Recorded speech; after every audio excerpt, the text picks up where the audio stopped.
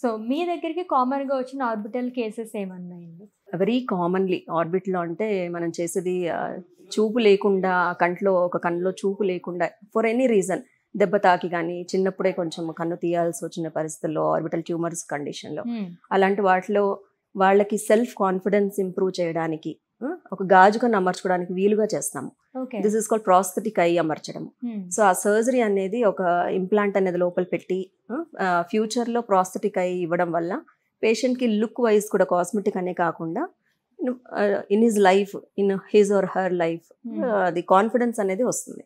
So okay. This is the very commonly done surgery in orbits.